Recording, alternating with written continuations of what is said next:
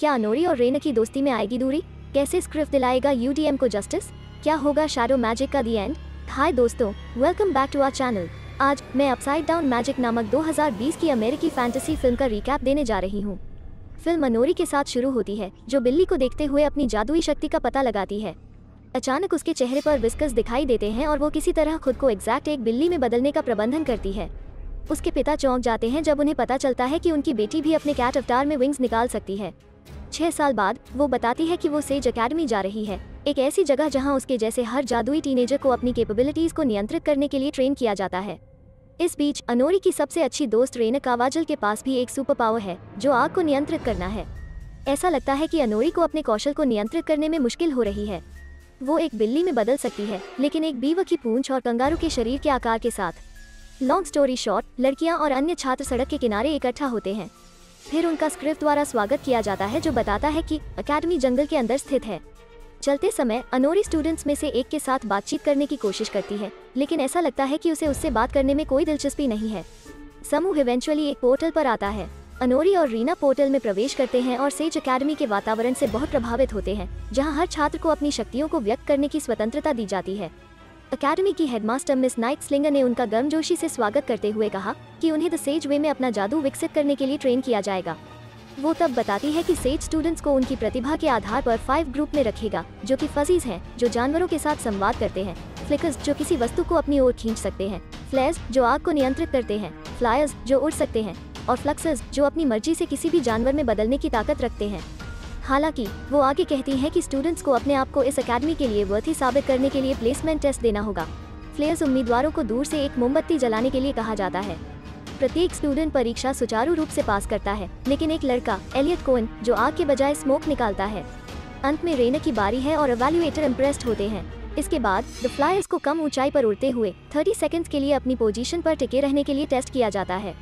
इस बार एंड्रेस कम उड़ान भरने के बजाय वो ऊंची उड़ान भरता है और तब तक नीचे नहीं आ पाता है जब तक कि स्क्रिप्ट सीढ़ियों से उसकी मदद नहीं करता। फ्लिकर उम्मीदवारों से कहा जाता है कि वे फूलदान को दूर से ही अपनी ओर खींच लें। हालांकि पलोमा की शक्ति उसे वस्तुओं को खींचने के बजाय धक्का देने की अनुमति देती है, लगभग इवैल्यूएटर को मारती है। द फजीज पर आते हैं। उम्मीदवारों को कुत्ते के नाम, पसंदीदा भोजन आदि का सही अनुमान लगाना आवश्यक है। अंत में फ्लक्सर्स के उम्मीदवारों को 6 सेकंड्स के लिए अपने बिल्ली के बच्चे वाले रूप में रहना होगा। अनोरी की बारी आती है। जैसा कि एक्सपेक्टेड था, वो ड्रैगन के पंखों वाली बिल्ली के बच्चे में बदल जाती है, जो इवैल्यूएटर को निराश करती है क्योंकि वो अलग है। प्रत्येक छात्र का इवैल्यूएशन करने के बाद उन्हें टेस्ट रिजल्ट देखने के लिए कहा जाता है। रेना को द फ्लेयर्स ऑन लेवल क्लास में जगह मिलती है, जबकि अनोरी को यूडीएम क्लास मिलती है, जिसका मतलब है upside down magic. Says students भवन में अभ्यास करेंगे और उन्हें वर्दी दी जाएगी, लेकिन यूडीएम छात्रों को इस फैक्ट को स्वीकार करना होगा कि उन्हें एक अंडरग्राउंड बंकर में सिखाया जाएगा। तब यह पता चलता है कि प्लेसमेंट टेस्ट में फेल होने वाले सभी स्टूडेंट्स को अनोरी सहित यूडीएम क्लास में भेज दिया जाता है।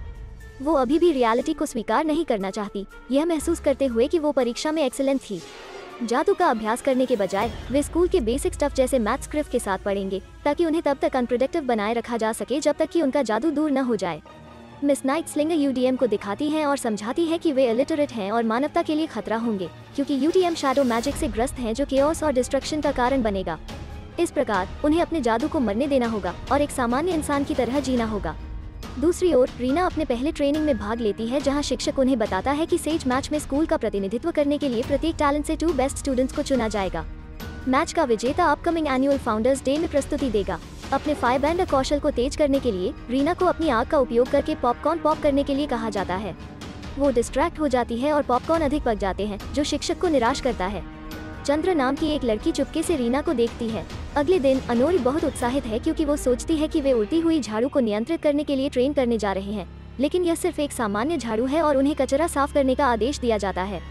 अनोरी द फ्लक्सस से मिलती है, जो शिक्षक जो कह रहे हैं उसे नोट कर रहे हैं और चुपके से क्लास को फॉलो कर रही हैं। वो इंटरफेरेंस करती है और दूसरों के सामने खुद को साबित करने की कोशिश करती है। जैसी कि उम्मीद थी, वो बदले में एक अजीब प्राणी में बदल जाती है। स्क्रिप्ट ने उसे फिर से ऐसा न करने की चेतावनी दी। दोपहर के भोजन पर रीना दूसरों के साथ बातचीत नहीं करती है, जबकि अनोरी अपने नए दोस्तों के करीब आ जाती है। अपने सबसे अच्छे दोस्त को देखकर रीना अचानक बहुत उत्साहित हो जाती है। हालांकि जैसे ही वो उसकी ओर चलती है, एक टीचर प्रकट होती है और उसे यह कहते हुए रोक देती है कि वे यूडीएम के साथ बातचीत नहीं करते हैं। हार न मानते हुए अनोरी अपने दोस्तों से कहती है कि वो सेज मैच में सभी को दिखाने की योजना बना रही है कि यूडीएम अभी भी योग्य है। अगले दिन यूडीएम सहित सभी स्टूडेंट्स ट्रेन करते हैं और अपनी शक्ति में सुधार करते हैं। एक पॉइंट पर टीचर स्टूडेंट्स में से एक के पॉपकॉर्न से संतुष्ट होती है, जबकि रीना अभी भी एक परफेक्ट पॉपकॉर्न बनाने के लिए संघर्ष करती है। वो अंत में इसे अधिक नहीं पकाती है, लेकिन टीचर टेस्ट से इम्प्रेस नहीं होती है।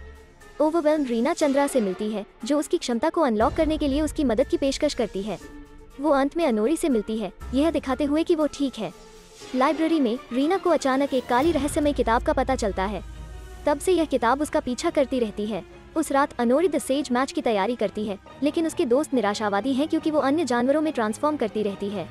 इस बीच रीना इवेंचुअली उस किताब को खोलती है जहां रीना के शरीर को लेकर शैडो मैजिक को बुलाया जाता है।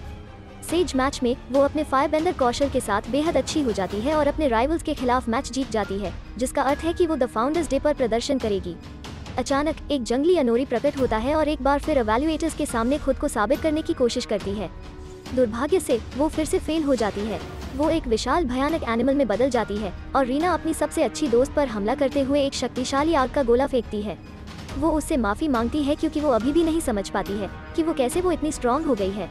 मिस नाइट्सलिंगर फ्यूरियस हो जाती हैं और कहना न मानने के लिए यूडीएम को टर्मिनेट करने की धमकी देती हैं।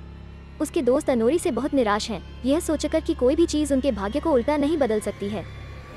स्क्रिफ अंत में कबूल करता है कि उसे बुरा लगता है कि यूडीएम के हर सपने को हर समय कुचल दिया जाता है और उसे लगता है कि उसको इस बारे में अब कुछ करना पड़ेगा। वो यूडीएम से कहता है कि उन्हें अकेडमी के स्टैंडर्ड्स का पालन करने के बजाय केवल इस बात पर ध्यान देने की ज़रूरत है कि वे क्या कर सकते हैं। वो यह भी बताता है कि वो वास्तव में एक यूडीएम है। वो यूनिक है। वो अपनी बात मनवाने के लिए जानवरों को नियंत्रित करने का प्रबंधन करता है, लेकिन केवल तभी जब वो गा रहा हो। उसके बाद वो यूडीएम स्टूडेंट्स को उनकी यूनिक मैजिक पावर्स में महारत हासिल करने के लिए ट्रेन करने का फैसला करता है। बाद में उस रात रीना चौंक जाती है जब वो देखती है कि चंद्रा उसके कमरे में उसका इंतजार कर रही है। चंद्रा रहस्यमय किताब को दूर ले जाती है, लेकिन किसी तरह किताब अपने डेस्क पर लौट आती है। अगले दिन यूडीएम जंगल में अपनी ट्रेनिंग शुरू करते हैं। मुख्य उद्देश्य अपने शरीर को नियंत्रित करने पर ध्यान केंद्रित करना है। कुछ मोमेंट्स बाद एंड्रेस को अपने काउंटरवेट पर भरोसा किए बिना उड़ान भरने की चुनौती दी जाती है। पहले तो उसने ऐसा करने से मना कर दिया क्योंकि वो नहीं जानता कि वो कितनी ऊंची उड़ान भर सकता है, लेकिन स्क्रिफ उसे समझाने में कामयाब हो जाता है और वो अंत में अपनी शक्ति की सीमा को समझता है। इस बीच पलोमा भी अपनी शक्ति से आश्वस्त हो जाती है। एलियट को मधुमक्खी के छत्ते से छुटकारा पाने के लिए स्मोक पैदा करने का आदेश दिया जाता है, लेकिन वो फेल हो जाता है। तब स्क्रिफ को मधुमक्खियों को नियंत्रित करने के लिए अपनी गायन शक्ति का उपयोग करना पड़ता है। दूसरी ओर अनोरी से कहा जाता है कि वो अपने विजुअलाइजेशन को तेज करने के लिए संयुक्त जानवरों की मूर्तियां बनाएं। वे पूरी रात पूरे दिन कड़ी मेहनत करते हैं और इवेंचुअली अपनी जादुई शक्ति में महारत हासिल कर लेते हैं। चंद्रा रीना को सताती रहती है। रीना को यह भी पता चलता है कि चंद्रा अन्य छात्रों के लिए इनविजिबल है, जिसका अर्थ है कि केवल वो ही उसे देख सकती है। उस रात रीना के साथ छेड़छाड़ की जाती है और शैडो मैजिक उसके शरीर पर पूरा नियंत्रण हासिल कर लेता है क्योंकि वो आखिरकार उसे अंदर आने देती है। यह पता चलता है कि प्रिंसिपल गलत है। शैडो मैजिक किसी को भी पोजेस कर सकता है, न कि केवल यूडीएम को। अनोरी रीना के पास जाती है और उसे पता चलता है कि उसके भीतर की बुराई सबको नष्ट कर देगी। अनोरी अपने दोस्तों के पास लौटती है और रीना को रोकने की रणनीति बनाती है। यह एनुअल फाउंडर्स डे का D-Day है, जहां रीना को सबके सामने अपने फायरबेंडर स्किल्स का प्रदर्शन करने के लिए चुना जाता है। वो जानबूझकर एक विशाल आग का गोला फेंकती है और दर्शकों को शैडो मैजिक दिखाती है। वो एक भयानक विशाल प्राणी में बदल जाती है। स्टूडेंट्स उसे रोकने का प्रयास करते हैं, लेकिन यह काम नहीं करता है क्योंकि उनकी जादुई शक्तियां बहुत ही सामान्य और कमजोर हैं, खासकर फ्लक्सेस जो बेकार जानवरों में बदल जाते हैं। कुछ मोमेंट्स बाद UDMS दिखाई देते हैं। अपनी धक्का देने की शक्ति का उपयोग करते हुए वो बुरी आत्मा को स्प्लिट होने से रोकती है, जबकि एलियट अपने धुएं की शक्ति का उपयोग करता है और एंड्रेस उसे डिस्ट्रैक्ट करने के लिए अपनी उड़ने वाली शक्ति का उपयोग करता है। अंत में अनोरी प्राणी के शरीर को चारों ओर मोड़ने के लिए खुद को एक ड्रैगन बिल्ली के बच्चे में बदल देती है। शैडो मैजिक फाइनली नीचे गिर जाता है और मिस नाइट्सलिंगर स्टूडेंट्स को जीव को खत्म करने का आदेश देती है। अनोरी उन्हें ऐसा करने से रोकती है क्योंकि रीना उसकी सबसे अच्छी दोस्त है। वो अपनी सबसे अच्छी दोस्त को प्रोत्साहित करती है और रीना अपने अंदर से बुरी आत्मा को नष्ट करने का प्रबंधन करती है। बाद में हेडमास्टर ने UDM प्रोग्राम को मिटाने का फैसला किया और यूनिक मैजिकल पावर वाले स्टूडेंट्स को स्क्रिप्ट सहित स्कूल में भाग लेने की अनुमति दी गई। फिल्म के अंत में रहस्यमय पुस्तक शेल्फ से गिर जाती है क्योंकि यह एक स्पेसिफिक पेज पर खुलती है। यह दर्शाती है कि शैडो मैजिक अभी भी वहाँ है। तो कैसी लगी आपको आज की हमारी रिकैप वीडियो?